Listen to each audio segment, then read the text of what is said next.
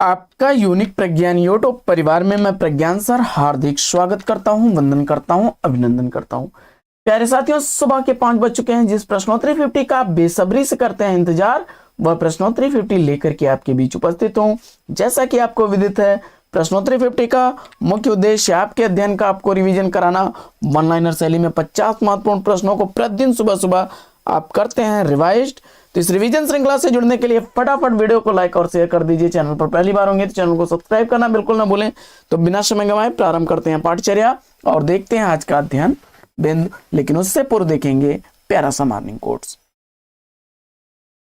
संघर्ष जितना बड़ा होगा, जीत उतनी शानदार होगी। क्योंकि साथियों, कोई भी वस्तु जब आपको कठिनाई से प्राप्त होती है तो उसकी कीमत आपके लिए बढ़ जाती है, और अनावश्यक अगर फ्री का, मुफ्त का जो माल होता है उसकी कीमत आपको कम लगती है।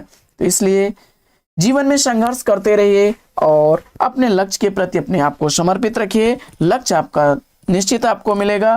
तो इसी मॉर्निंग कोट्स के साथ प्रारंभ करते हैं शायद प्रश्नोत्तरी 50 को, और देखते हैं प्रश्नोत्तरी 50 का आज का पहला प्रश्न। किस्सा लोकतंत्र के लेखक कौन है? किस्सा लोकतंत्र के लेखक कौन है, इसका आपको जवाब बताना है।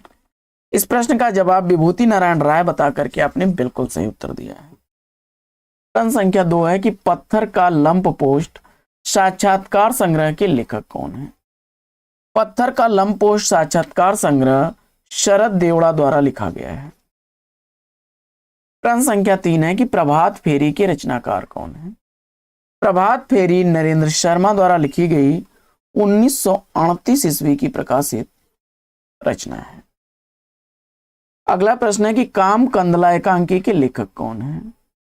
काम कंदला एकांकी किसके द्वारा लिखी गई है? जवाब में आपने राम कुमार वर्मा को चुना, बिल्कुल सही जवाब। अगला प्रश्न है कि अपनी अपनी बीमारी कृति का प्रकाशन काल क्या है? अपनी अपनी बीमारी कृति हरिशंकर परसाई द्वारा लिखी गई रचना है। 1972 ईस्वी का प्रकाशन वर्ष है। अगला प्रश्न है कि नरक कुंड में वास उपन्यास के रचनाकार कौन? नरक कुंड में वास उपन्यास जगदीश चंद्र द्वारा लिखा गया 1994 ईस्वी का प्रकाशित उपन्यास है। अगला प्रश्न है कि आनंद कादम्बनी पत्रिका कहां से प्रकाशित होती थी? आनंद कादम्बनी पत्रिका मिर्जापुर से प्रकाशित होने वाली पत्रिका थी। बद्रीनारायण चौधरी प्रेम गणेश के संपादक थे और 1881 ईस्वी इस पत्रिका का प्रकाशन काल है। प्रणयिनी परिणय किसकी रचना है? प्रणयिनी परिणय का रचनाकार आपको बताना है। किशोरीलाल गोस्वामी को जवाब देकर के आपने बिल्कुल सही जवाब दिया। 1980 ईस्वी का प्रकाशन वर्ष है।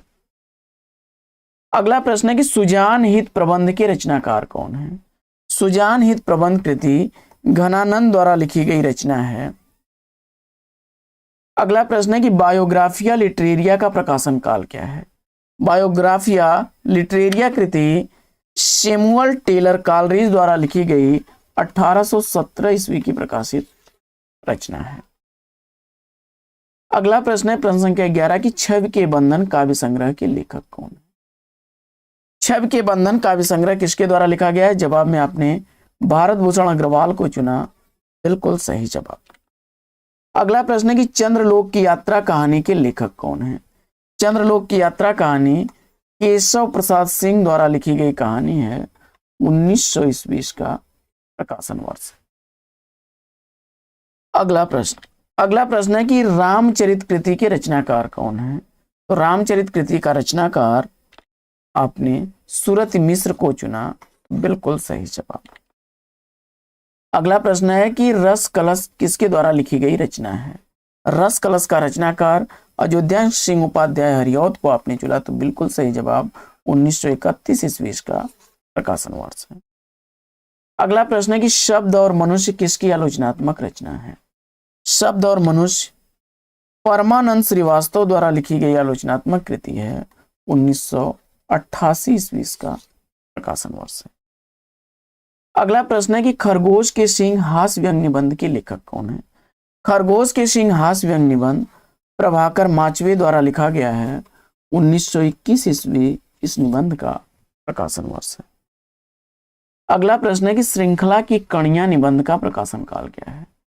श्रृंखला की कणियां निबंध महादेवी वर्मा द्वारा लिखा गया 1942 ईस्वी का प्रकाशित निबंध है। अगला प्रश्न है कि हिंदी कालिदास आलोचना पुस्तक के लेखक कौन है? हिंदी कालिदास आलोचना पुस्तक महावीर प्रसाद द्विवेदी जी द्वारा लिखी गई पुस्तक है। अगला प्रश्न है कि गुणवंत हेमंत कृति के लेखक कौन है? गुणवंत हेमंत कृति का लेखक श्रीधर पाठक को आपने चुना, तो बिल्कुल सही जवाब 1900 ईस्वी का प्रकाशन वर्ष है। अगला प्रश्न है कि अज्ञेय वागार्थ वैभव आलोचना ग्रंथ किसकी रचना है? जवाब में आपने रमेश चंद्र शाह को चुना, बिल्कुल सही जवाब 1995 ईस्वी का प्रकाशन वर्ष है। अगला प्रश्न है कि सुजान चरित किसकी रचना है? सुजान चरित का रचनाकार आपने सूदन को चुना, बिल्कुल सही जवाब। अगला प्रश्न है कि नागार्जुन द्वारा रचित मछुआरों के जीवन पर आधारित उपन्यास कौन सा है? नागार्जुन द्वारा रचित मछुआरों के जीवन पर आधारित उपन्यास वरुण के बेटे हैं। अगला प्रश्न है कि भाषा काव्य संग्रह इतिहास ग्रंथ के लेखक कौन है? भाषा काव्य संग्रह इतिहास ग्रंथ का लेखक आपको बताना है, और इस प्रश्न का सही जवाब आपने महेश दत्त शुक्ल को चुनकर के बिल्कुल सही जवाब दिया है 1873 ईस्वी का प्रकाशन वर्ष। अगला प्रश्न है कि हादसे आत्मकथा की लेखिका कौन है? हादसे आत्मकथा रमणिका गुप्ता द्वारा लिखी गई 2005 ईस्वी की प्रकाशित रचना है। प्लेग की चुड़ैल कहानी के लेखक कौन है? प्लेग की चुड़ैल कहानी भगवान दास द्वारा लिखी गई 1902 ईस्वी की प्रकाशित कहानी है। लाला भगवान दास की 1902 ईस्वी की प्रकाशित प्लेग की चुड़ैल काफी चर्चित कहानियों में से एक है। उसने सच कहा था कहानी के लेखक कौन है? सुमन कुमार घई जवाब चुनकर के इस प्रश्न का राइट आंसर दिया है आपने। अगला प्रश्न है जीवन यात्रा का कोलाज के लेखक कौन है? जीवन यात्रा का कोलाज डॉक्टर जगदीश जोशी की रचना। अगला प्रश्न है कि स्वर्ण किरण कृति के रचनाकार कौन है? स्वर्ण किरण कृति सुमिंद्रानंदन पंत की रचना है। 1947 ईस्वी इस रचना का प्रकाशन वर्ष है। अगला प्रश्न है कि शिवपूजन सहाय को हिंदी भूषण नाम किसने दिया? शिवपूजन सहाय को हिंदी भूषण नाम की संज्ञा दी थी सूर्यकांत त्रिपाठी निराला ने। अगला प्रश्न है कि जलती हुई नदी आत्मकथा का प्रकाशन काल क्या है? जलती हुई नदी आत्मकथा कमलेश्वर द्वारा लिखी गई 1999 ईस्वी की प्रकाशित आत्मकथा। अगला है कि सूखी डाली एकांकी का प्रकाशन वर्ष क्या है? सूखी डाली एकांकी का प्रकाशन वर्ष 1941 ईस्वी है। उपेंद्र नाथास्क द्वारा लिखी गई एकांकी है। अगला प्रश्न, लखनपुर गांव का चित्रण प्रेमचंद के किस उपन्यास में किया गया? लखनपुर गांव का चित्रण मुंशी प्रेमचंद के प्रेमाश्रम में किया गया है। अंगद की नियति निबंध संग्रह के लेखक कौन है? अंगद की नियति निबंध संग्रह विद्यानिवास मिश्र द्वारा लिखा गया 1984 ईस्वी का प्रकाशित निबंध है।